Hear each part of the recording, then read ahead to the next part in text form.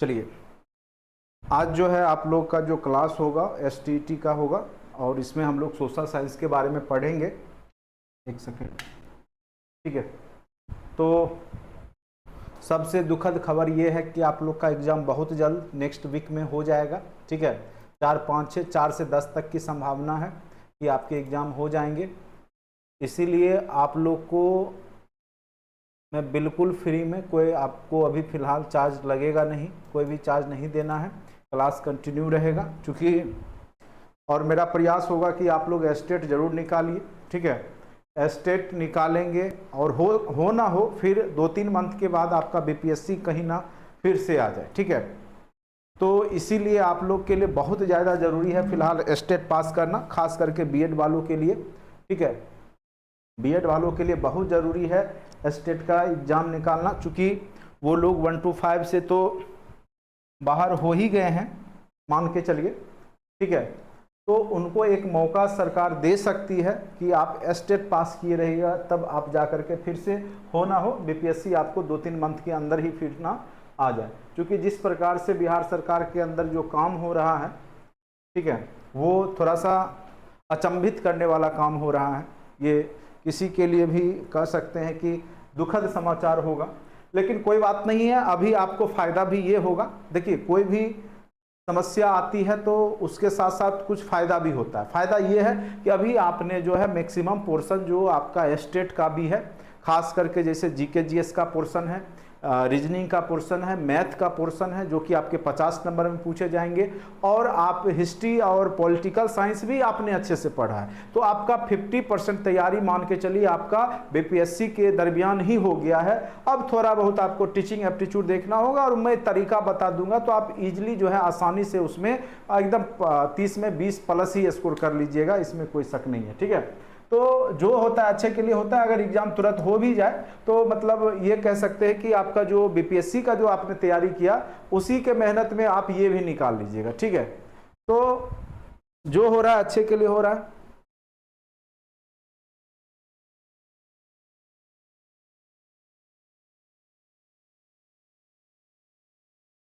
देखिए, अब ये तो पैसा खींचने का काम कर रहा है, क्या कर रहा है ऐसा हम नहीं बोल सकते, क्योंकि देखिए आपको जॉब नहीं दे तब तो आप बोल सकते हैं।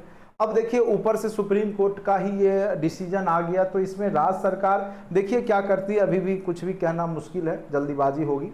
जो भी हो उस पर नहीं जाएंगे। अभी जो हमारे सामने में फिलहाल है उसको हम लोग देखेंगे। ये पिछले क्लास में हमने पूरे अच्छे से यूरोप का इतिहास हमने बताया था, विश्व इतिहास का है, और ज़्यादा आपको टेंशन लेने की आवश्यकता नहीं है। आप मिडेवल, मॉडर्न और एनिशियन तो कर ही रखे हैं, अब आपको थोड़ा सा वर्ल्ड हिस्ट्री पढ़ना है, और मुश्किल से 10 से 15 टॉपिक है जिसको अच्छे से मैं करवा दूंगा, तो आपका तो पूरा हिस्ट्री तैयार ही हो जाएगा। पॉलिटिकल साइंस का भी लगभग आपका 80% जो है बीपीएससी में पढ़े वही सेम आपको होगा, ठीक है। तो घबराने की तो कोई बात ही नहीं। क्वेश्चन देखिए ना, आप लोग दौरा दौरा के बनाइएगा। पिछले बार 2019 में हमारे नोट्स के सारे क्वेश्चन सेम टू सेम लगे थे, ठीक है, क्योंकि उस बार उतना और एस्टेट आपका उतना टफ नहीं पूछेगा जैसा कि बीपीएससी पूछता है। इसलिए बिल्कुल डरिए नहीं, एग्जाम हो जाए जितना जल्दी हो जाए, और जितना जल्दी बीपीएससी फिर से हो जाए और फिर से आप लोगों को ज्वाइनिंग मिल जाए, ठीक है, यानी साथ साथ ही हो जाए सब लोग का नौकरी, ये सबसे बेहतर होगा। सीट है ज़्यादा बिहार में, ठीक है। ऑब्जेक्टिव सेशन देखिए, मैं फिर बोलूंगा कि ऑब्जेक्टिव सेशन तो हम करेंगे ही, लेकिन सबसे पहले हम लोग जो है थ्योरी सेशन पे हम लोग फोकस करेंगे, ठीक है। पिछले क्लास में हमने जो है आपको समझाया था कि यूरोपीय इतिहास की शुरुआत कैसे हुई, ठीक है। कुछ नहीं कीजिए, हमारा यूट्यूब चैनल पे जाइए, उसमें प्रीवियस प्ले स्टोर में जाइए, सॉरी प्ले लिस्ट में जाइए, और प्ले लिस्ट में ऑलरेडी जो है स्टेट 2019 में सारे टॉपिक करवाए गए थे, उसको अच्छे से देखिए। मैं आपको लिंक सारा भेज दूंगा, साइंस का मटेरियल भेज देता हूँ, सेम मटेरियल है, क्वेश्चन के लेवल वही रहते हैं, कहीं कोई दिक्कत नहीं होगा, घबराइए नहीं। अब जल्दीबाजी है तो अब जल्दीबाजी में ऐसा नहीं है कि अब कुछ भी कर लीजिएगा तो हो जाएगा, ठीक है। तरीका से जो है आपका सिलेबस है, 9-10 का बुक पढ़िए, और क्या कहेंगे, 9-10 का बुक पढ़िए फिलहाल। अब आप जितना मेहनत करेंगे उतना बेहतर होगा। बाद बाकी जैसे पूरा इतिहास हमने आपको पढ़ा दिया था, एनिशियंट, मिडेवल, मॉडर्न, वर्ल्ड के कुछ ही पोर्शन को हमने टच, चूंकि ऑलरेडी कंटेंट में करवाए गए थे, लेकिन इस बार मैं सारा आपको तेजी से करवा दूंगा, ठीक है। और सबसे बड़ी बात है, कोई फीस नहीं ले रहा हूँ, इसलिए आपको टेंशन लेने की बात नहीं है। आप लोग फीस में बहुत ज़्यादा घबरा जाते हैं, टेंशन में आ जाते हैं, ठीक है। चलिए हम मेहनत करेंगे, बाद बाकी आप लोग सफल होइएगा तो हमारी संस्थान को याद रखिएगा, बस यही कहेंगे। चलिए।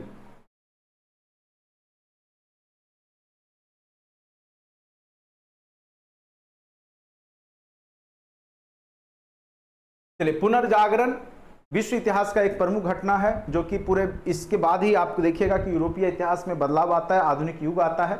इसीलिए पुनर्जागरण को समझना बहुत जरूरी है विश्व इतिहास को समझने के लिए। ठीक है, यहाँ पे जो है इसको रेनेसा शब्द से बनता है पुनर्जागरण, पुनर्जोर जागरण यानी फिर से जागना। यानी जब 14वीं से 16वीं सदी में यूरोप के लोगों में फिर से चेतना आई और वो फिर से जागे, यानी वो अपने पुरातन जो स्थिति थी उसमें उन्होंने सुधार किया। जो पुरातन व्यवस्था जो थी वहां पर यूरोप में, तो उसमें आप देखिएगा कि वो अपने प्राचीन समय जो ग्रीक रोमन काल का था तो उससे कंपैरिजन किया और फिर अपने में वो रिफॉर्म लाते हैं। तो वही आपका पुनर्जागरण कहलाता है यूरोपीय इतिहास में। और पुनर्जागरण के कई कारण थे, वो आगे चल के हम बताएंगे, और इसके कई परिणाम भी हुए जिसने कि यूरोप के पूरा कह सकते हैं राजनीतिक, सामाजिक, आर्थिक परिदृश्य को बदल करके रख दिया। ठीक है, तो सबसे पहले यहाँ पे समझिए, तेजी से मैं पढ़ाऊंगा। ठीक है, टाइम नहीं है, जैसा कि आपको 4 या 5 को अगर दे देगा एग्जाम का डेट, चूंकि बहुत सारा सिलेबस है तो मैं तेजी से पढ़ाऊंगा और ऑब्जेक्टिव जो है मुश्किल से 5 क्लास में आपका पूरा वर्ल्ड हिस्ट्री कवर कर दूंगा, इसीलिए आपको टेंशन लेने की बिल्कुल बात नहीं है। चलिए, पुनर्जागरण का क्या होता है अर्थ? पुनर्जागरण का जो शाब्दिक अर्थ होता है वो होता है आपका फिर से जागना। पुनर्जागरण का शाब्दिक अर्थ क्या होता है? तो फिर से जागना, फिर से जागना। ठीक है, और ये कब आया यूरोप में? तो 14वीं से 16वीं सदी के मध्य में यूरोप में पुनर्जागरण का जो काल माना जाता है, कब से कब तक माना जाता है यूरोप में? 14वीं से 16वीं सदी में। अंधकारमय युग हमने बताया था 5वीं से लेकर के 14वीं का काल जो यूरोप में था वो समंत काल या आपका अंधकारमय युग था। ठीक है, उसके बाद यहाँ पे जो है पुनर्जागरण के कारण क्या हुआ कि नई चेतना का विकास हुआ, यानी जो लोग हो चुके थे धर्म के कह सकते प्रभाव में आकर के अंधभक्त हो चुके थे, ठीक है, धर्म के नाम पे कुछ भी करने लगे थे, तो यहां पे इनको चेतना आती है। जो लोग धर्म के नाम पर जो पारलौकिक हो गए थे, कोई भी काम करने से पहले धर्म को सोचते थे, ऊपर वाले को सोचते थे, तो उस सोच में बदलाव आएगा। यानी लोग जो पारलौकिक हो गए थे अब लोग इहलौकिक होंगे और यहाँ के भौतिक सुख सुविधा के पीछे भागेंगे। ठीक है, तो यहाँ पे पुनर्जागरण का भिन्न अर्थ दिए गए, जैसे पुनर्जन्म, बौद्धिक जागरण भी इसको कहा जाता है, पुनरुत्थान, सांस्कृतिक जागरण आदि भी इसको कहा जाता है। ठीक है, तो ये सब सारे नाम जो दिए गए हैं वो आपको पुनर्जागरण के ही दिए गए हैं। ठीक है, बिल्कुल 50 नंबर वाला जो है सारा यूट्यूब पे है। यूट्यूब पे मेरा देखिएगा प्ले लिस्ट में रीजनिंग जो है, मैथ है, सारा टीचिंग एप्टीट्यूड है, और सारा आपको भी हमने जो है बीपीएससी में भी शुरुआत में करवाया था, चूंकि तभी सिलेबस नहीं पता था, तो वो सब सारा देख लीजिए अच्छे से। बाकी नोट्स पीडीएफ हम आपको ग्रुप में भेज देंगे, घबराइए नहीं, एग्जाम दीजिए अच्छे से। और मैं गारंटी के साथ बोलता हूँ, आप वीडियो देखिए और आप लोग अच्छा करके आइएगा, 100+ में आपका नंबर रहेगा गारंटी के साथ। जो भी लोग हमसे या लगातार वीडियो देखें यूट्यूब के माध्यम से, या फिर आपने जो है हमसे कोर्स ले करके न्यूनतम फीस दे करके जो किया है, उससे भी आपको बहुत ज्यादा फायदा मिलने वाला है। आप देखेंगे एग्जाम दे करके, उसके बाद बात करेंगे। ठीक है, अभी मैं आपसे कोई फीस भी नहीं ले रहा हूं, कुछ भी नहीं ले रहा हूं, इसलिए टेंशन बिल्कुल नहीं लेना है। बस भरोसा करके आपको वीडियो देखना है। ठीक है, भरोसा करके वीडियो पास कर जाइएगा, तो जो डोनेट करना होगा हमारे संस्थान को कर सकते हैं। ठीक है, क्योंकि गुरु का जो है बिना दक्षिणा के ज्ञान भी लेना सही बात नहीं होती है। चलिए, यह मूलतः मध्यकाल के ईश्वर केंद्रित सभ्यता से आधुनिक युग के मानव केंद्रित सभ्यता की ओर परिवर्तन था, जिसने मानव के अंदर क्या किया? तर्क पे बल दिया। देखिए, तर्क क्या होता है? जैसे यहां पर तर्क, जैसे पहले क्या था? पहले मानो तब जानो। जैसे हम कोई भी चीज होता है ना, मानते हैं कि पृथ्वी गोल है या ऐसा है, ठीक है, तो पहले क्या था? सॉरी, पहले था पहले जानो तब मानो, नहीं, बाद में आया पहले जानो तब मानो। पहले क्या था? पहले मानो तब जानो। ठीक है, तो ये कॉन्सेप्ट बदला कि अब क्या आया कि आप पहले उसके बारे में जानिए तब जाकर के मानिए। तो यही चीज यहाँ पे मानव तर्क पे बल देता है। कोई भी चीज के बारे में जब आप जानते हैं, पृथ्वी गोल है, पृथ्वी चिपटी है, ठीक है, तो आप ऐसे नहीं मानिए, पहले उसके बारे में जानकारी रखिए, जानिए, तब जा करके उसको मानिए। यही तर्कवाद है और यही पुनर्जागरण का मेन थीम था कि यूरोपवासी जो है अब जागृत हुए और उनको समझ में आने लगा कि किस प्रकार से पोप पादरी उनको धर्म के नाम पे जो है बेवकूफ बना रहा है। ठीक है, और यहां पर जो है उन्होंने सबसे पहले जो है अपने आप में पुनर्जागृत हुए। ठीक है, चलिए, पुनर्जागरण के कई कारणों को हम देख सकते हैं। कई बार ऑप्शन दे देगा, कहेगा इनमें से कौन कारण नहीं था, लेकिन आपको सिंपली स्टेट में उतना फंसाता नहीं है, तो इसलिए आप सिंपली आप थ्रोली भी पढ़ सकते हैं, इसमें तेजी से पढ़ सकते हैं, आपको ज्यादा जो है यहाँ पे फंसाएगा नहीं।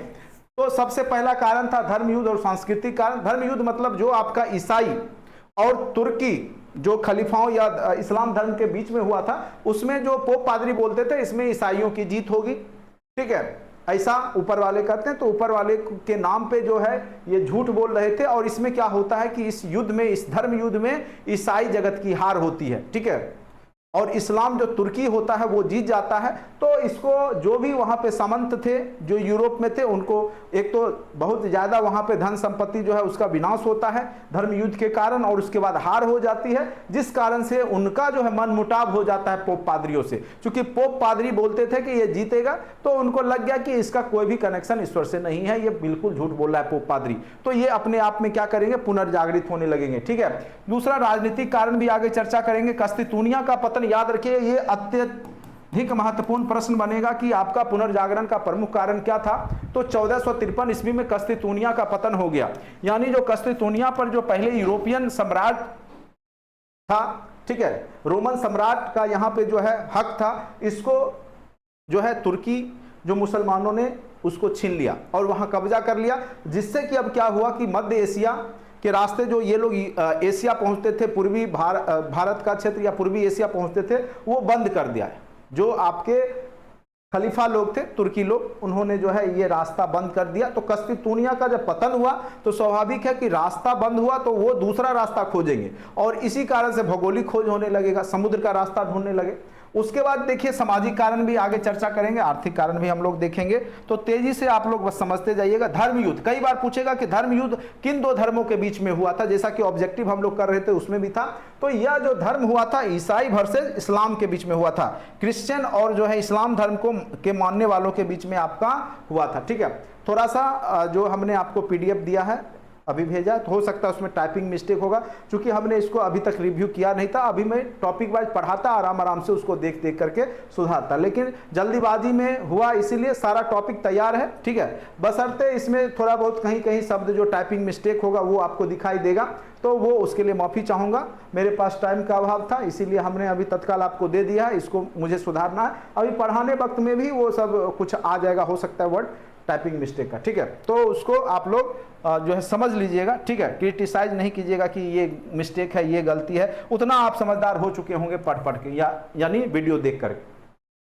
तो ईसाई धर्म के प्रधान पोप ने सेना को विजय होने का आशीर्वाद दिया। देखिए वही कहानी है, किंतु धर्म युद्ध में ईसाई की क्या हो गई, पराजय हो गई। अतः धर्म पोप की सत्ता के प्रति क्या हो गया, संशय पैदा हो गया, यानी युद्ध में सामंतों का धन बल दोनों समाप्त हो गए। फलस्वरूप क्या हो गया, सामंतवाद का पतन हो जाएगा और सामाजिक गतिशीलता आ गई, ठीक है। तो ये भी अच्छे के लिए हुआ, कोई भी घटना होता है अच्छे के लिए होता है। अभी आपका एग्जाम का डेट भी आ गया, ये भी अच्छे के लिए आया है, ठीक है, जान लीजिए। अगर यहाँ पर कस्तितूनिया का पतन नहीं होता तो ये लोग पुनर्जागृत नहीं होते और यूरोप आगे नहीं बढ़ता और पूरा भारत या एशिया जो है गुलाम नहीं बनता, उपनिवेशवाद नहीं आता, ठीक है। तो कहीं ना कहीं ये घटना ने भी जो है आपको, पुनर्जागरण की घटना ने भी कस्तितूनिया का जो पतन हुआ या ईसाई जगत पे जो इस्लाम का कब्जा हुआ वहां पर, तो ये भी कहीं ना कहीं कह सकते हैं कारक हो जाता है। कस्तितूनिया पर इस्लाम के अनुयायियों का नियंत्रण, अतः भूमध्य सागर का जो है व्यापार बाधित हो गया और यहाँ पे नए नए जो है भौगोलिक खोजों को प्रोत्साहन मिलने लगा। इसी दरमियान जो है कोलंबस ने अमेरिका की खोज कर डाली, वास्को डी गामा ने भारत का खोज कर डाला, ठीक है। तो ये सब हमने पिछले क्लास में बताई है, नहीं अगर आपने वीडियो देखा है तो पिछले क्लास का वीडियो जरूर देख लीजिएगा, स्टार्टिंग है तो अच्छे से समझ में आएगा। अब आर्थिक कारण क्या होगा, जब लोगों का यहां पर भौगोलिक खोज होगा तो व्यापार बढ़ेगा, व्यापार बढ़ेगा यानी जब वो लोग भारत जैसे देशों में आएंगे तो 60 गुना इनकम होगा। यहां से गरम मसाला ले जाएंगे, वहां बेचेंगे, यूरोपीय बाजार में, रोमन में बेचेंगे, रोम में बेचेंगे, तो वहां पे उनको 60 गुना फायदा होगा। तो स्वाभाविक सी बात है कि वहां की आर्थिक स्थिति में सुधार देखने को मिलेगी और वह देख करके आसपास के जो भी व्यापारी होंगे या साथी लोग होंगे वो भी व्यापार करने के लिए उत्सुक होंगे। तो ये रीजन था वहां पर। तो भौगोलिक खोज की शुरुआत एवं विकास ने वैचारिक आदान प्रदान, व्यक्ति का चिंतन, आत्मविश्वास आदि तत्वों को भी बढ़ावा दे दिया, ठीक है। जब आपस में व्यापारी लोग मिले, आपस में बातचीत किए तो उनसे भी क्या होगा, जैसे भारत के व्यापारी यूरोपीय व्यापारी से मिले या अन्य देश के, तो आपस में क्या हुआ, जो ज्ञान था उसका आदान प्रदान हुआ और जिससे कि उनके अंदर आत्मविश्वास की भावना जागृत हुई, व्यापारिक विकास संभव हुआ, पूंजीवादी तत्वों द्वारा पुनर्जागरण को समर्थन दे दिया गया। यानी जब पुनर्जागरण हुआ तो जो पूंजीवादी तत्व था जिसके पास पहले से मनी था वो यहां पर क्या किया कि यहां पर पुनर्जागरण को समर्थन दिया, चूंकि उनका व्यापार में फायदा दिखने लगा। चलिए, सामाजिक कारण के रूप में देखेंगे, सामाजिक जटिलता, बंद व्यवस्था, कमजोर पड़ना जो है, तो यहां पर स्वाभाविक सी बात है जब सामंतवाद का पतन होगा, जो क्लोज्ड इकोनॉमी हो चुका था, जो सामंती जो थे वो एक दूसरे को व्यापार करने नहीं देते थे अपने क्षेत्र में, तो वो जब समाप्त हो गए, ठीक है, तो स्वाभाविक सी बात है लोगों में खुलापन आएगा, व्यापारिक उद्योग धंधा बढ़ेगा, लोग शहरों में जाएंगे तो वहां की खुली सांसें लेने लगेंगे। यानी अभी भी आप देखिए, गांव में जाइए, घर से निकलिए तो 100 आदमी आपसे पूछेगा तरह तरह की बात, लेकिन शहर में आपसे कोई नहीं पूछता, आप खुला जिंदगी जीते हैं, ठीक है। तो कहने का अर्थ है जब लोग गांव से शहरों में जाएंगे औद्योगिक क्रांति के फलस्वरूप, या यहां पे आप देखिएगा, ठीक है, तो व्यापार वाणिज्य करने के लिए, तो वो खुला जीवन जीने लगेंगे। तो सिंपल सी बात है कि उस व्यवस्था में क्या होगा कि जो सामंतवादी व्यवस्था है वो कमजोर पड़ जाएगी और नए मध्यम वर्ग जो है, व्यापारी वर्ग का उदय होने लगेगा, जो कि पुनर्जागरण को समर्थन देगा, ठीक है। अब आते हैं, नेक्स्ट कारण था कस्तितूनिया का पतन। ये जरूर याद रखिएगा कब हुआ था, तो 1453 ईस्वी में कस्तितूनिया पर इस्लाम का नियंत्रण, ठीक है। आपको दिख नहीं रहा होगा, आपको नोट्स हम फ्री में अवेलेबल करा रहे हैं, तो आप लोग व्हाट्सएप पे जो है अपना नाम लिख करके भेजिए, ठीक है। जहां तक होगा सारे सब्जेक्ट का मैं प्रयास करूंगा कि थरोली आपको करवा दूं, जिससे कि कोई भी सब्जेक्ट के हैं, ठीक है, कम से कम पेपर पार्ट 1 में भी अगर आप 50 में 40 ले आते हैं तो उधर तो 40 ही लाना पड़ेगा ना, ठीक है। तो जहां तक होगा मैं करवाऊंगा आपका। कस्तितूनिया पर इस्लाम का नियंत्रण, अतः यहां मौजूद यूरोपीय विद्वान कलाकार क्या हो गए, जब कस्तितूनिया पर इस्लाम का हमला हुआ, ठीक है, इस्लाम जगत की जीत हुई, तो वहां पे पहले से जो मौजूद क्या थे, यूरोपीय विद्वान कलाकार जो थे, वो पास में निकट जो इटली का रोम था वहां पर जाके बस गए, क्योंकि वहां पे क्या हो गया था, कस्तितूनिया में इस्लाम का कब्जा हो गया था।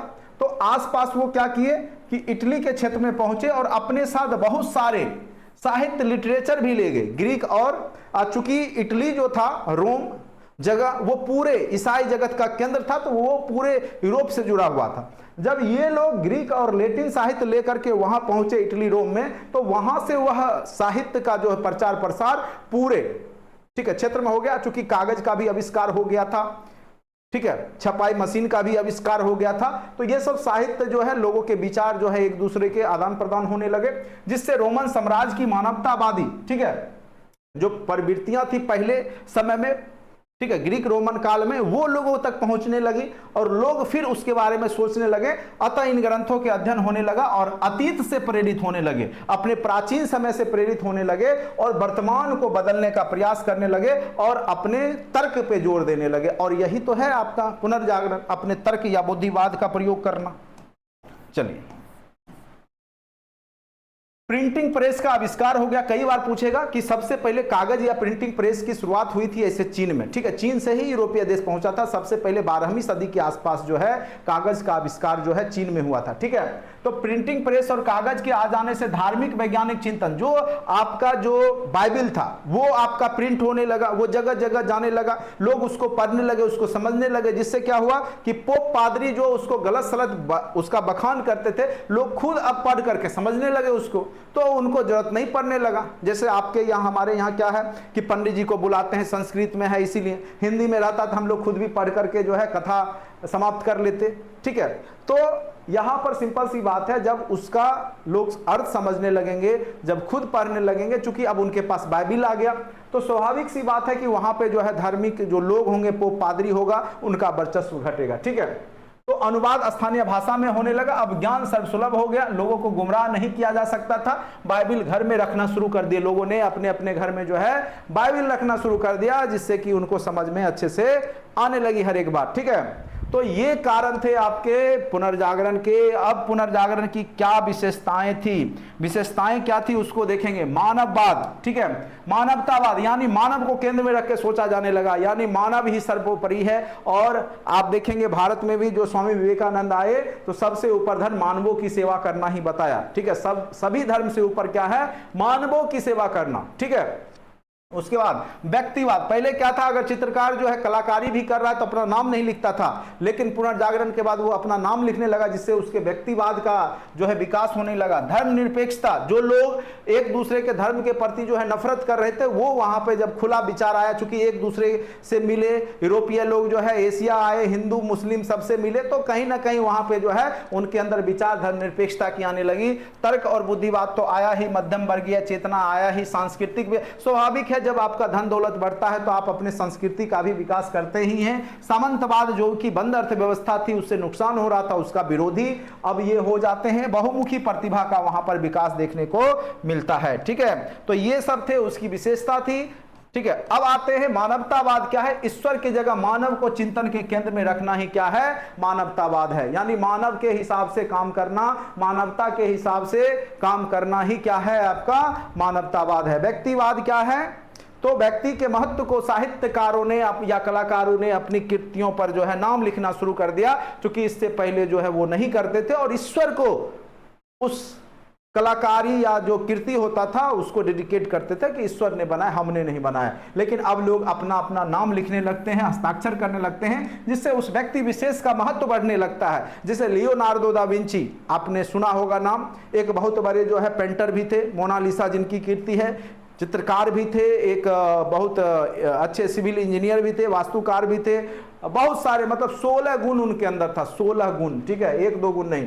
तर्क एवं बुद्धिवाद, अब जब जानो तब मानो। अब यही चीज हमने बोला कि अब क्या हो गया, जब जानो तब मानो पर बल दिया गया पहले, लेकिन मानो तब जानो की बात थी। अच्छा, ये अब जब जानो तब मानो पर बल दिया गया, जो कि पहले क्या था, पहले मानो तब जानो की बात थी। ठीक है, तो यहां पर विचार में बदलाव देखने को मिलेगा। कला, कला के क्षेत्र में देखिएगा तो चित्रकला जो है, चित्रकार, मूर्तिकला, स्थापत्य, ये सब आपको देखने को मिलेगा। तो द लास्ट सफर किसकी कीर्ति है, तो पूछ देगा मोनालिसा किसकी कीर्ति है, तो लियोनार्डो दा विंसी का। कहां के हैं, तो ये सब सारे जो है पुनर्जागरण इटली के हैं। और मोनालिसा, ठीक है, मोनालिसा भी आपने एक चित्र, बहुत अच्छा पेंटिंग है। द लास्ट जजमेंट एंजेलो की कीर्ति है, ये भी चित्रकार थे अच्छे, एंजेलो। ठीक है, उसके बाद मेडोना राफेल की कीर्ति है, मेडोना भी राफेल की कीर्ति है। ये सब सारे चित्र हैं, ये सब सारे क्या हैं, चित्र हैं, जो कि विभिन्न लोगों की कीर्ति है। ठीक है,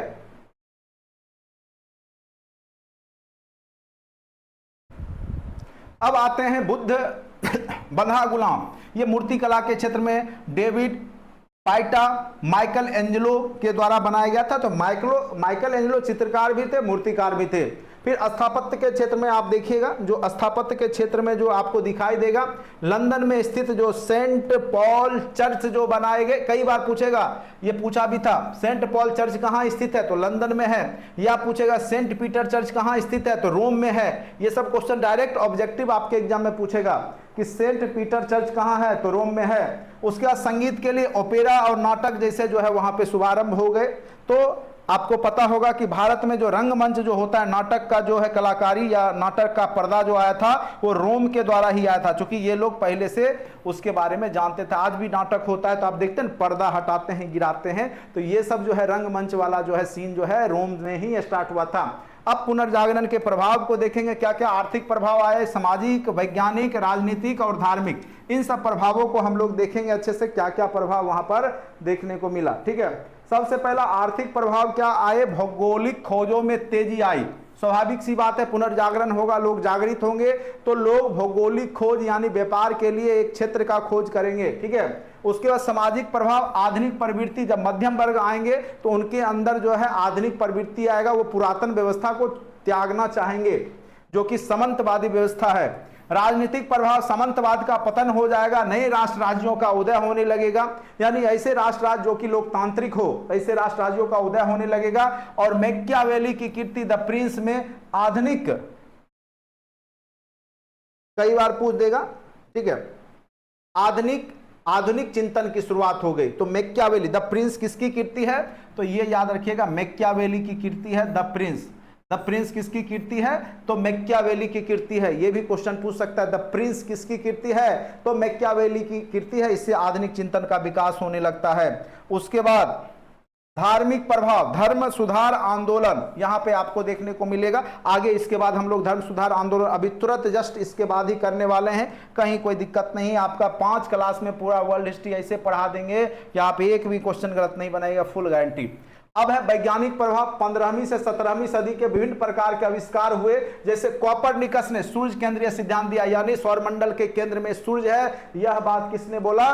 कॉपरनिकस ने बोला। ठीक है, इस प्रकार जो है पुनर्जागरण ने सामाजिक, आर्थिक, राजनीतिक सभी प्रकार से जो है आधुनिक युग को लाने में महत्वपूर्ण भूमिका निभाई। तो यह था चैप्टर आपका पुनर्जागरण, जो कि कंप्लीट हो गया, कहीं कोई दिक्कत नहीं होगा। एक बार अच्छे से लाइन बाय लाइन पढ़ लीजिएगा, थ्योरी ऑब्जेक्टिव करवा देंगे, लास्ट में सारा क्वेश्चन आपका बन जाएगा, कहीं कोई दिक्कत नहीं होगा, इस बात का फुल गारंटी। ठीक है, और कॉन्सेप्ट यही है, आप लोग अच्छे से इसको समझिए। ठीक है, जो लोग एस्टेट में बैठेंगे एकदम डरने घबराने की बात नहीं है। और अच्छी बात है, अभी आपकी तैयारी बनी हुई है और आप जब तुरंत दीजिएगा तुरंत अच्छे से पास कीजिएगा। ठीक है, चलिए अब आते हैं जो है धर्म सुधार आंदोलन।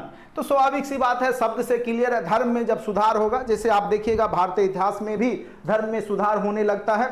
उत्तर वैदिक काल में जब बहुत ज्यादा कर्मकांड आ जाता है, तो आप देखिएगा उत्तर वैदिक काल के लास्ट में उपनिषद जो बनाए जाते हैं, या आगे चल करके बौद्ध धर्म और जैन धर्म जो आता है, वो क्या था? वो हिंदू धर्म में ही रिफॉर्म की बात करता था, हिंदू धर्म में ही सुधार की बात करता था। उसी प्रकार से जो प्रोटेस्टेंट और जो है यहाँ पे ईसाई जो पोप पादरी थे, जिनके अंदर कर्मकांड आ गया था, जिन्होंने जो है लोगों का शोषण करना शुरू कर दिया था, तो उसके खिलाफ में जो है बहुत सारे जो है व्यक्तित्व, जैसे आपका यहाँ पर आपको दिखाई देंगे, कौन सा? Martin Luther. ठीक है, तो ये सब क्या होता है कि जो पोप पादरी के कर्मकांड के खिलाफ में जाने लगते हैं और यूरोप में, ठीक है, एक धर्म में सुधार आने लगता है। जो ईसाई जो होते हैं पोप पादरी, वो खुद में भी सुधार करने लगते हैं। तो यही है आपका धर्म सुधार आंदोलन, अच्छे से समझिएगा।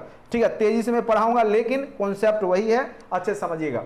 पुनर्जागरण ने एक नवीन बौद्धिक एवं तर्क का प्रसार किया, जिसका परिणाम धर्म सुधार आंदोलन के रूप में भी दिखाई पड़ता है। 16वीं सदी आते आते कब आया? तो 16वीं सदी आते, चूंकि 14वीं 15वीं में तो पुनर्जागरण ही हुआ, तो 16वीं सदी आते आते ईसाई धर्म कितने भागों में बंट गया था? तो 2 भागों में बंट गया था। एक पहला था कैथोलिक और दूसरा था प्रोटेस्टेंट। कैथोलिक जो पुरातन जो था, सबसे प्राचीन पहले कैथोलिक था, आगे चल करके यह प्रोटेस्टेंट जो नए जो लोग हुए जिन्होंने धर्म सुधार किया, उन्होंने एक नया ईसाई धर्म बना लिया था। जैसे आप देखिएगा हिंदू धर्म में भी जो है, आप देखिएगा आगे चल करके तो आपको दिखाई देगा कि भगवान विष्णु के भक्त अलग हो जाते हैं, शिव के अलग हो जाते हैं। ठीक है, शिव भक्त और विष्णु भक्त ये सब अलग अलग आपके भक्ति, कृष्ण भक्त, तो सब अलग अलग भक्ति मार्ग अपनाने लगते हैं। ठीक है, तो यहां पर भी आपको दिखाई देगा कि जिसको हम शैव और वैष्णव बोलते हैं ना, आप लोग पढ़े होंगे भक्ति आंदोलन में। ठीक है, तो उसी प्रकार से यहां पे आपको दिखाई देगा ईसाई धर्म में जो है आपको 2 धर्म बट जाता है। वह रहता है एक कैथोलिक जो पहले से चला आ रहा था, जब उसमें सुधार होता है तो लोग उस नए में भी जाने लगते हैं, तो उसको प्रोटेस्टेंट कहा गया। क्या कहा गया? तो प्रोटेस्टेंट कहा गया। ठीक है, इनके द्वारा सुधारों की जो प्रक्रिया प्रारंभ हुई उसे धर्म सुधार आंदोलन कहा जाता है। इस आंदोलन का प्रभाव केवल धार्मिक ही नहीं वरन राजनीतिक, सामाजिक, आर्थिक, बौद्धिक सभी स्तरों पर पड़ा। धर्म सुधार आंदोलन के कारण निम्न भागों को बांट करके हम देख सकते हैं। ठीक है, थोड़ा बहुत अगर टाइपिंग मिस्टेक है तो भाषा आप लोग समझ लीजिएगा, पकड़ लीजिएगा। ठीक है, चूंकि हमने इसको रीचेक नहीं किया है अभी डायरेक्ट टाइपिंग होके आया है, डायरेक्ट मैं आपको पढ़ा रहा हूं। ठीक है, चलिए, तो ये धर्म सुधार आंदोलन के क्या कारण रहते हैं? तो सबसे पहला पुनर्जागरण, दूसरा राजनीतिक कारण भी होता है, तीसरा आर्थिक कारण है, चौथा धार्मिक कारण है। ठीक है, अब सबसे पहले हम लोग कारण के स्तर पर देखेंगे। तो कारण में सबसे पहला है पुनर्जागरण। ठीक है, पुनर्जागरण क्या था? 14वीं से 16वीं सदी में हुए पुनर्जागरण के पश्चात चीजों को देखने का एक नया दृष्टिकोण आया, जो कि विश्व को धर्म केंद्रित के स्थान पर क्या कर दिया? मानव केंद्रित कर दिया। धर्म को अब केंद्र में नहीं रखा गया, किसको रखा गया? मानव को।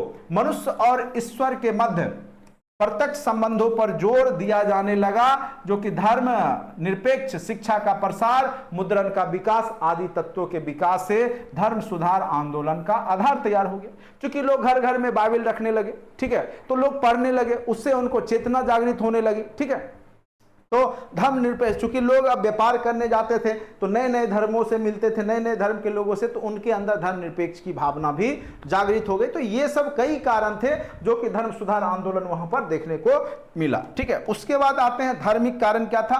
तो उस समय तत्कालीन जो धर्म था उसमें विशेषकर चर्च में व्याप्त बुराइयां, जो चर्च में जो पोप पादरी थे वो बहुत ज्यादा वहां पे क्या करते थे, क्या क्या करते वो देखे, पादरी के पदों को बेचा जाना। अगर आपको पादरी बनना है तो आप रुपया दीजिए और वो पादरी का पद ग्रहण कर सकते हैं। ठीक है, उसके बाद पादरियों की विलासिता, ये अपने चर्च में जो है विलासिता पूर्ण जीवन जीने लगे, मदिरा सेवन के साथ साथ मांस सेवन, मदिरा सेवन। ठीक है, तो तरह तरह के अनैतिक कार्य भी करने लगे, उसमें लिप्त हो गए, आप समझ ही रहे।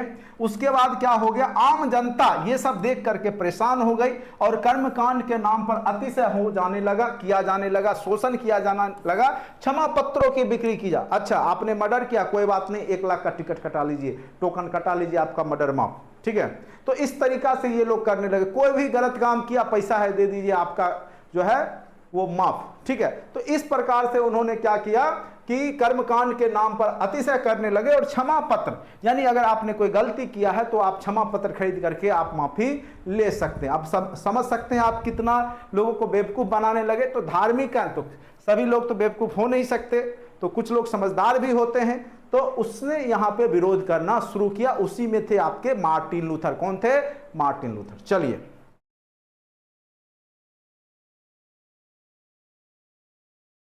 राजनीतिक कारण, सामंतवाद का पतन एवं राष्ट्र राज्यों का विकास हुआ, नए परिवर्तन को संरक्षण दिया जाने लगा। ठीक है, किंतु पोप पादरी संसाधन युक्त होने के बावजूद कर मुक्त थे, यानी सारा आधा जमीन उन्हीं के कब्जे में था, लेकिन वो टैक्स नहीं देते थे। टैक्स किसको देना पड़ता था? तो जो श्रमजीवी था, जो मजदूर वर्ग था। तो स्वाभाविक सी बात है कि लोगों के अंदर, या राजा भी चाहेगा, क्योंकि राजा के भी सत्ता को वो जो है अपनाना चाहते होंगे पोप पादरी, तो राजा कहीं ना कहीं जो है वो चाहेगा कि पोप पादरी भी टैक्स दे। ठीक है, तो यही स्थिति होती है, वहां पर भी चाहते थे, किंतु पोप पादरी संसाधन युक्त होने के बावजूद वो कर मुक्त थे। साथ ही पहले मध्यकाल में चर्च एक समानांतर सत्ता के रूप में स्थापित हो चुका था, जिसे कमजोर या समाप्त करके ही राष्ट्र राज्य विकसित हो सकते थे। यानी राजाओं को अगर अपनी शक्ति बढ़ानी थी तो वो कहीं ना कहीं जो है पोप पादरियों की शक्ति को कमजोर करते, ठीक है, उनकी सत्ता को तोड़ते, तभी उनकी शक्ति या राष्ट्र राज्य का निर्माण हो सकता था। इसीलिए यहां पे जो है राजनीतिक कारण भी जिम्मेदार था धर्म सुधार आंदोलन का, क्योंकि वहां के शासक वर्गों ने धर्म सुधार जो नेता हुए उसको सपोर्ट किया, समर्थन किया। ठीक है, तो ये राजनीतिक कारण भी था आपका धर्म सुधार आंदोलन का। उसके बाद आर्थिक कारण तो आपको पता ही है कि ये क्या करते थे, चर्च द्वारा कर वसूली किया जाने लगा। नए उभरते राष्ट्र राज्यों को स्वीकार नहीं था यह बात, जो नए राष्ट्र राज्य बने जो कि लोकतांत्रिक थे, उनको यह बात स्वीकार नहीं था कि पोप पादरी जनता पे टैक्स करे या टैक्स लगाए या कर ले। ठीक है, धर्म मध्यम वर्ग चर्च में संपत्ति की अनुत्पादकता से क्षुब्ध थे, यानी जो संपत्ति जमा होता था उसका कोई यूज नहीं होता था। व्यापारी वर्ग को क्या चाहिए? अगर आपको व्यापार करना है तो आप क्या करते हैं, उसको ऋण पे भी, कर्ज पे भी लेकर के व्यापार करते हैं और तरक्की करते हैं। लेकिन जब आप मंदिर में जाकर के पैसा दे आते हैं और वो पैसा जो है रखा रहेगा या सोना चांदी रखा रहेगा, उससे देश की तरक्की नहीं हो सकती। तो ये मध्यम वर्ग के लोग यहाँ पर विरोध करने लगे, क्योंकि पोप धर्म के अनुसार ब्याज लेना क्या बताते थे? पाप बताते थे। तो स्वाभाविक है व्यापारी वर्ग यहाँ से इनसे नफरत करेंगे। चर्च अपनी संपत्ति पर कर नहीं देते थे, जिसका सारा भार मध्यम वर्ग को उठाना पड़ता था। तो स्वाभाविक है कि मध्यम वर्ग जो व्यापारी वर्ग है वो यहाँ पे विरोध करना शुरू कर देगा, क्योंकि सारा टैक्स देना किसको पड़ रहा है? मध्यम वर्ग या जो मजदूर है उसको। ठीक है, अब देखिए धर्म सुधार आंदोलन का विकास कैसे होगा। अब यहां से महत्वपूर्ण लाइन शुरुआत होता है।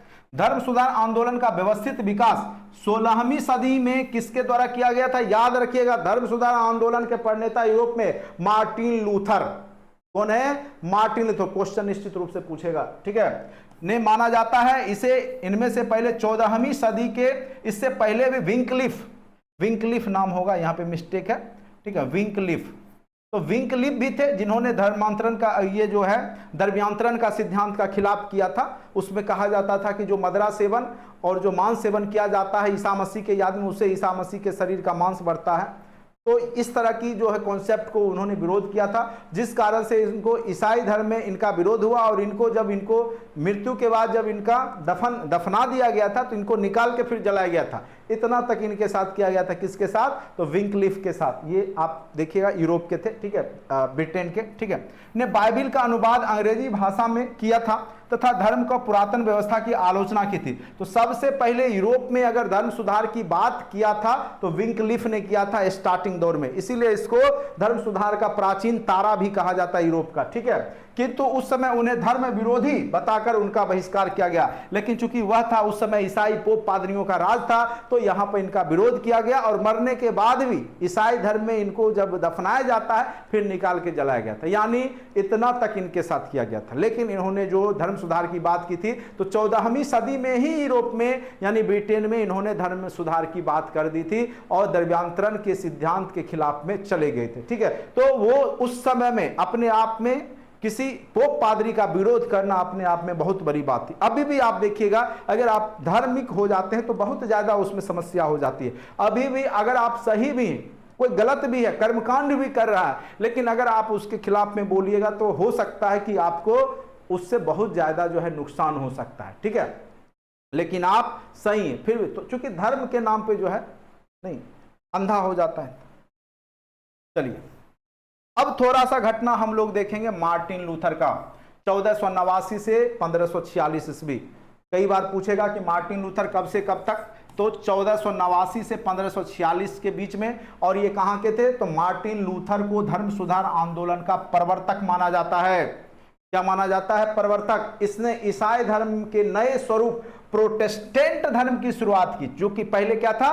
कैथोलिक। जो पुराने थे ईसाई धर्म वाले उनको कैथोलिक कहा जाता था। और प्रोटेस्टेंट धर्म की शुरुआत किसने किया था?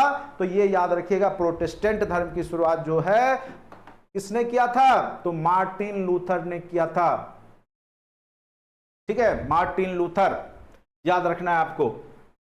यह नया रूप पारंपरिक जो ईसाई धर्म में व्याप्त बुराइयों का विरोध करके नए परिवेश के अनुसार सुधारों पर बल देता है। तो ये याद रखिएगा आप लोग। उसके बाद मार्टिन ने 1517 ईस्वी में अति महत्वपूर्ण लाइन है, VVI लाइन है, ये याद रखिएगा। मैं थ्योरी इसीलिए पढ़ाता हूं और मैंने बीपीएससी में भी थ्योरी पढ़ाया, इसीलिए था, मुझे पता था कि बीपीएससी आपको बीच बीच में से लाइन उठा के दे देगा और आप फंस जाइए। और आप लोग के कारण जो कुछ कम नंबर बन रहा है ना, उसके पीछे आप लोग जिम्मेदार है। मुझे फोन कर करके कई लोग, सर ऑब्जेक्टिव नहीं कराते हैं, सर वो कोचिंग वाला 3 घंटा हिंदी पढ़ाता है, आप पढ़ाते ही नहीं हैं। और मैं बोलता था हिंदी में टेबल कुर्सी बेंच सब पास कीजिएगा, आप वीडियो खोलिए देखिए। लेकिन फिर भी हमें आप लोग, चले कोई बात नहीं है, वो आपकी समझदारी थी, क्योंकि आप लोग के लिए भी नया था, लेकिन मुझे पता था कि बीपीएससी क्या करने वाला है, ठीक है। द 95 थीसिस नामक जो है शोध पत्र का जो है ये पूछेगा, द 95 थीसिस शोध पत्र किसने जारी किया था, कब जारी किया था? तो 1517 ईस्वी में। कब जारी किया था? 1517 में। किसने जारी किया था? तो ये किसने किया था? तो मार्टिन लूथर ने। क्या जारी किया था?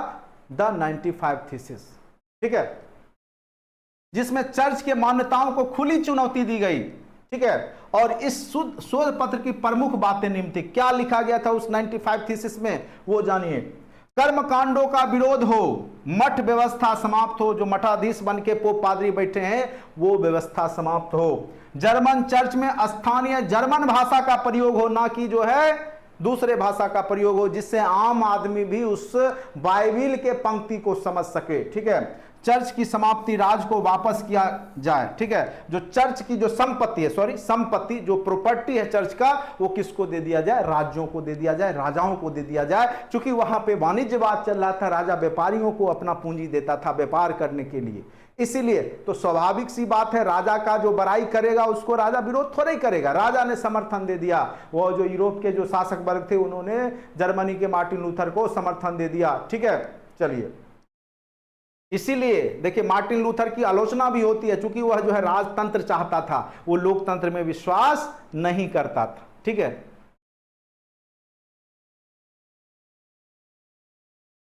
लूथर के इस शोध पत्र या घोषणा पत्र का कई वर्गों द्वारा समर्थन मिला, जो राजाओं के द्वारा भी इनके विचार को समर्थन में। देखिए मैं जो बोल रहा हूं, आप कहिएगा मैं अभी पढ़ के बिल्कुल नहीं पढ़ा हूं, मुझे भी नहीं पता था कि आज का जो है अब आपका 4 को ही या 5 को एग्जाम होने वाला है, ठीक है।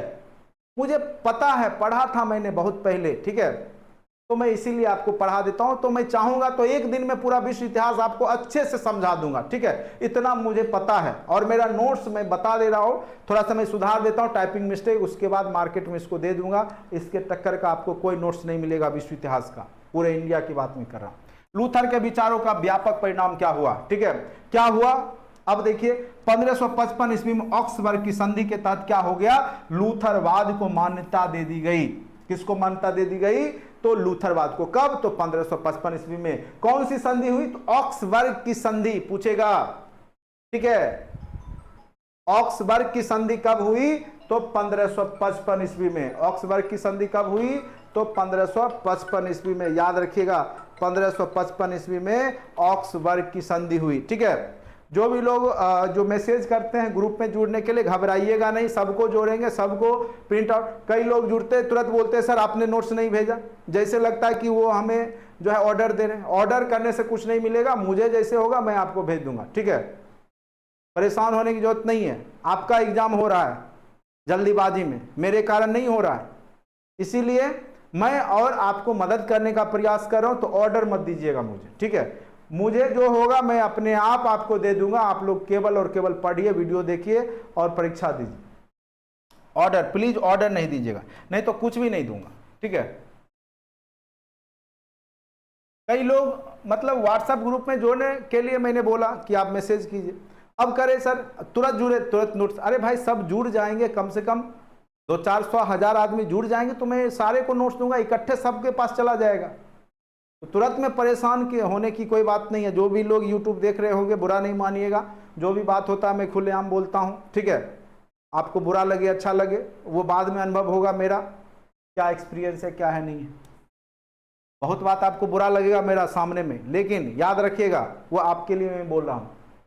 चलिए 1555 ईस्वी में ऑक्सबर्ग की संधि के तहत लूथरवाद को मान्यता दी गई। तो लूथरवाद कब आया, मार्टिन लूथर का बाद, तो ऑक्सबर्ग की संधि जब 1555 ईस्वी में हुई उसके बाद आया, ठीक है।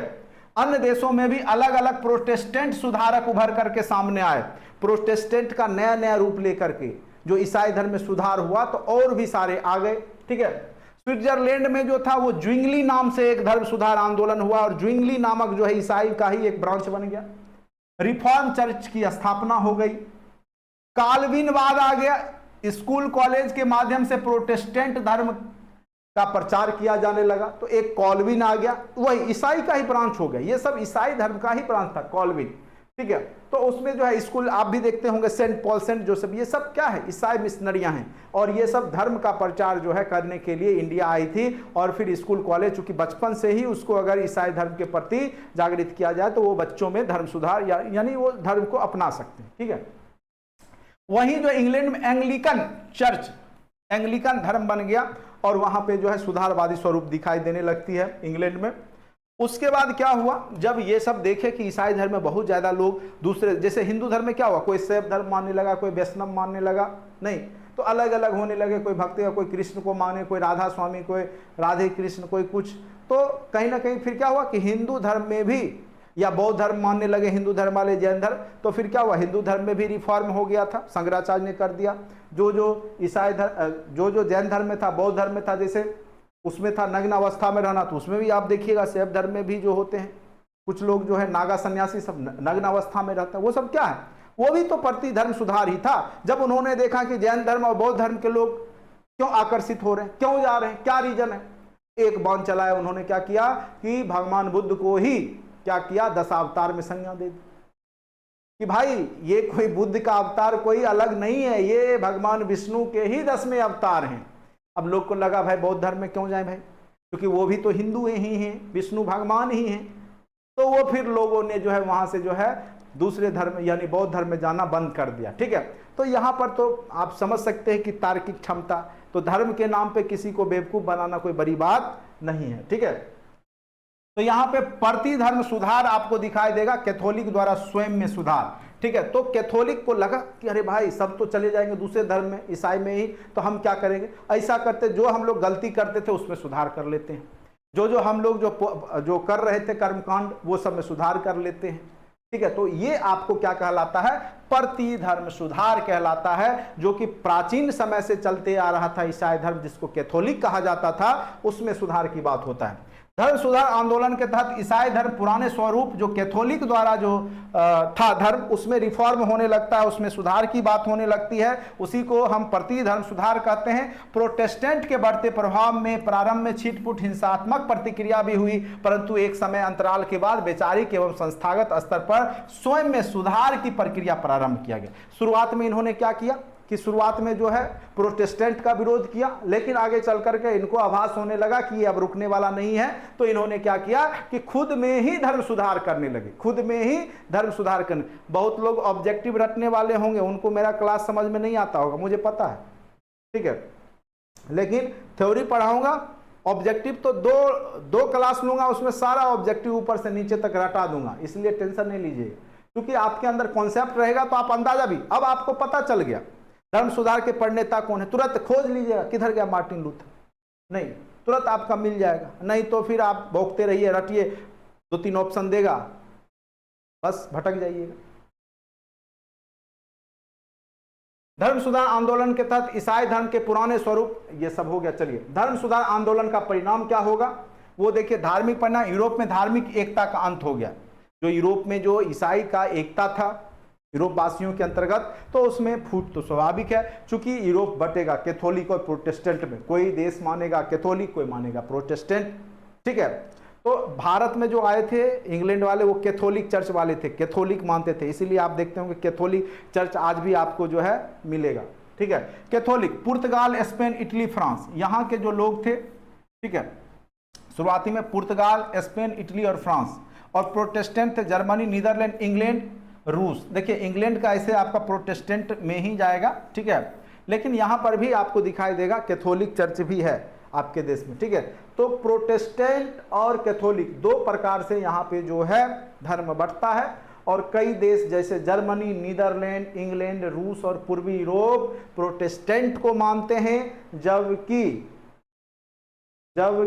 पुर्तगाल, स्पेन, इटली, फ्रांस, ठीक है, पुर्तगाल, स्पेन, इटली, फ्रांस किसको मानते हैं, तो वो आपको कैथोलिक को मानते हैं, ठीक है। देखिए इसको थोड़ा सा ऐसे भी आप याद रख सकते हैं, मुझे लग रहा है जैसे सबसे पहले इटली में आया, क्योंकि इटली में ही रोम था, तो वो कैथोलिक ही होगा, पुराना के समय की बात है। उसके बाद पुर्तगाल भी भौगोलिक खोज हुआ, भौगोलिक तो शुरुआत में ही ये आया है, ठीक है। तो स्पेन, आसपास के देश आप देखिएगा ये सब हैं, पुर्तगाल, स्पेन, इटली, फ्रांस, तो ये याद रखिएगा।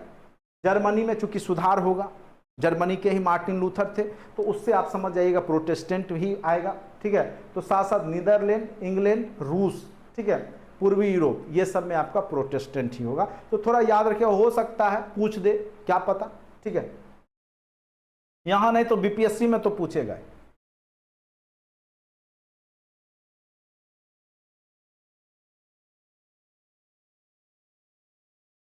सांस्कृतिक, राष्ट्रीय भाषा, साहित्य एवं सांस्कृतिक प्रसार, उदाहरण जर्मनी के मार्टिन लूथर द्वारा जर्मन भाषा में अनुवाद किया गया, ठीक है, किसका, तो बाइबिल का। बौद्धिक व्यक्ति का महत्ता का विकास हुआ, प्रत्येक व्यक्ति को बाइबिल स्वयं पढ़ने और उसकी व्याख्या करने का अधिकार मिल गया। राजनीतिक प्रभाव हुए, शासकीय शक्ति का विकास हुआ, और आगे चल करके एक 30 वर्षीय युद्ध हो जाता है, ठीक है। तो उसमें वेस्टफैलिया की संधि होती है, ठीक है, वेस्टफैलिया की संधि, ठीक है, वेस्टफैलिया की संधि आगे चल करके 30 वर्षीय युद्धों का परिणाम। तो 30 वर्षीय युद्ध एक टॉपिक है, उसको हम करवाएंगे, ठीक है। तो 30 वर्षीय युद्ध से आप क्या समझते हैं, कारण एवं परिणाम। यहाँ पे देखिए 30 वर्षीय जो युद्ध हुआ वो प्रोटेस्टेंट और कैथोलिक के बीच में ही होता है, ठीक है। तो यहाँ पर थोड़ा सा चर्चा करके इसको कंप्लीट ही कर लेते हैं, छोटा सा टॉपिक है। देखिए 17वीं शताब्दी के पूर्वार्ध में यूरोप में 1618 से 48, जो कि 30 वर्ष का पीरियड है, कब से कब तक, तो 1618 से 48 में क्या हुआ कि ईसाई धर्म के बीच में आपस में ही धर्म को लेकर युद्ध होते रहा। किसके किसके बीच, तो कैथोलिक और प्रोटेस्टेंट के बीच। क्योंकि यह 30 वर्षों तक चला, इसलिए इसको 30 वर्षीय युद्ध के नाम से भी जाना जाता है। कई बार पूछेगा कि 30 वर्षीय युद्ध जो था उसमें मतलब किन धर्मों के बीच, तो धर्म तो ईसाई है, लेकिन यहाँ पे जो है कैथोलिक और प्रोटेस्टेंट के बीच में ही आपसी मतभेद रहता है और युद्ध होते रहता है। ठीक है, इस युद्ध का प्रमुख मुद्दा ईसाई धर्म में प्रोटेस्टेंट और कैथोलिक के मान्यता को लेकर के था, तथा साथ ही बुर्बो वंश, ठीक है, और हैब्सबर्ग वंश की प्रतिस्पर्धा। ये जो आपस में फ्रांस के जो वंश हैं बुर्बो और हैब्सबर्ग, ये आपस में क्या करते हैं, लड़ते रहते हैं और इस युद्ध में महत्वपूर्ण भूमिका निभाई। और इसके प्रमुख कारण को निम्न भागों में बांट करके देखा जा सकता है। ठीक है, तो तेजी से देख लेते हैं, एक आध क्वेश्चन हो सकता है आपको पूछ दे।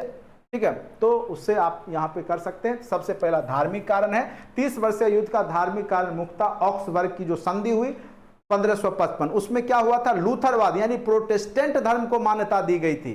ठीक है, 1555 में निहित था, जिसमें कैथोलिक प्रोटेस्टेंट विवाद को समाप्त करने के बजाय उसे और भी जटिल बना दिया गया था। तो ऑक्सबर्ग की संधि कब हुई थी, तो 1555 ईस्वी में। इसमें जो संधि हुआ था उसमें जो है मान्यता किसको दे दिया गया था, प्रोटेस्टेंट वादियों को मान्यता दे दिया गया था। ठीक है, इस संधि के तहत कैथोलिक चर्च ने केवल लूथर के प्रोटेस्टेंट संप्रदाय को मान्यता प्रदान की थी। चूंकि प्रोटेस्टेंट में और भी था, जैसे ज्विंगलिगा वहां पे हमने बताया था। ठीक है, तो यूरोप में और भी थे जो कि अलग अलग प्रोटेस्टेंट में ही थे।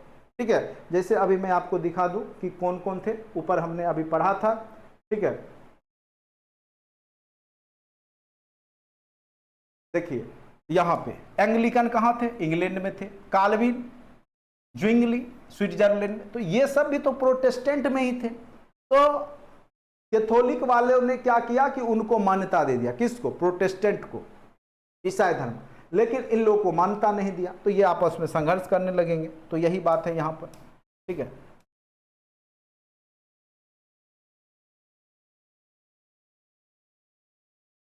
संधि के विरोध में काल्विनवादियों ने अपना प्रोटेस्टेंट संघ बना लिया। ठीक है, और प्रतिक्रिया स्वरूप कैथोलिक ने भी एक होली लिंग की स्थापना की। इस प्रकार ईसाई धर्म आपस में तनाव बढ़ गया। राजनीतिक कारण राष्ट्रीय प्रवृत्ति बढ़ने से पवित्र रोमन सम्राट के अधीन अनेक राज्य स्वतंत्र होने लगे, ठीक होना चाहते थे, अतः अपनी स्वार्थ की पूर्ति हेतु धर्म का सहारा लिया। जैसे फ्रांस के कैथोलिक बुर्बो ने प्रोटेस्टेंट का नेतृत्व किया। ठीक है, तो फ्रांस में जो कैथोलिक बुर्ब थे उन्होंने प्रोटेस्टेंट का समर्थन किया, नेतृत्व किया।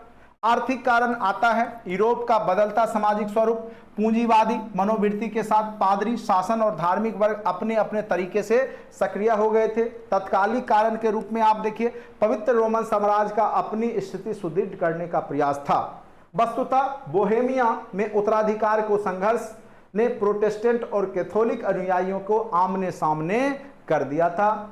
फलस्वरूप यूरोप भारी अव्यवस्था का शिकार हुआ तथा एक लंबे संघर्ष में उलझ गया। और ये कितना दिन तक चला, तो 30 वर्ष तक। तो मेन रूप से यही है, 1630 से 1618 से 1648। ठीक है, और अंततः इसमें वेस्ट वेल्फिया की संधि होती है और यूरोप में अस्थायी शांति की स्थापना की जाती है। और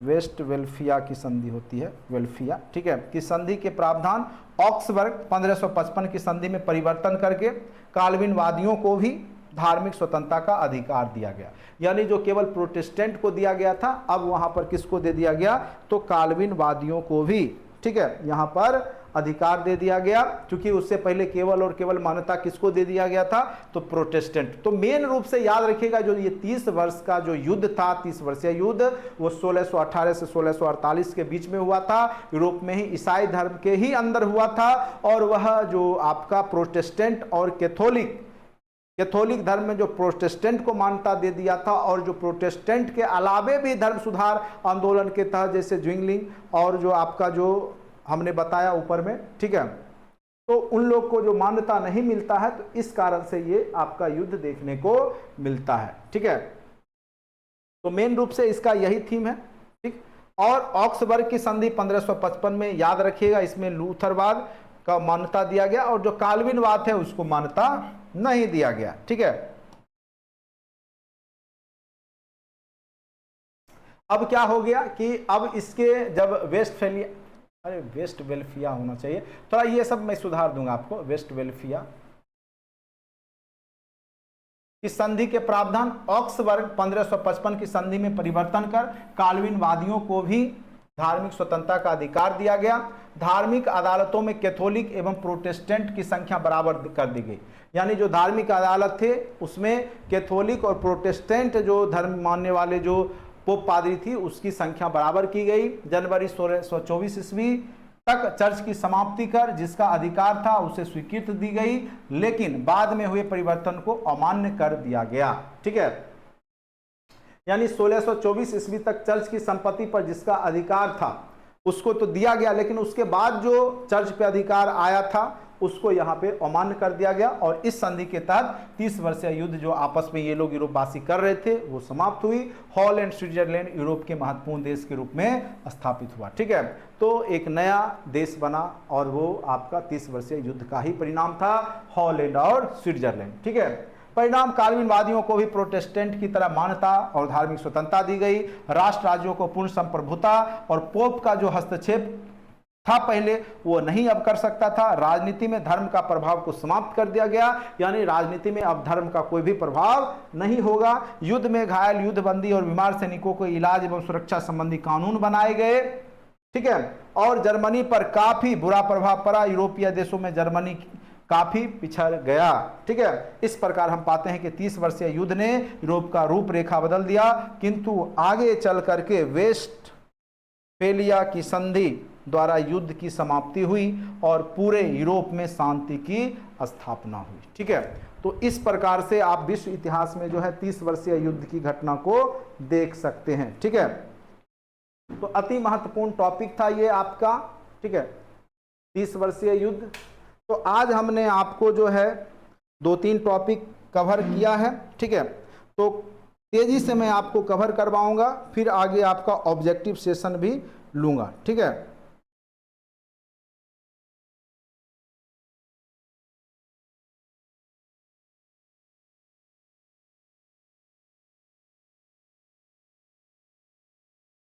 उम्मीद करते हैं कि आप लोग को समझ में आया होगा।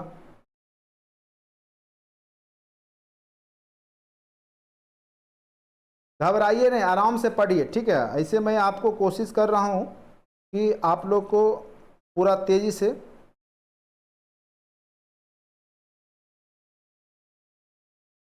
करवा दूँ जिससे कि आपको दिक्कत नहीं हो। ठीक है,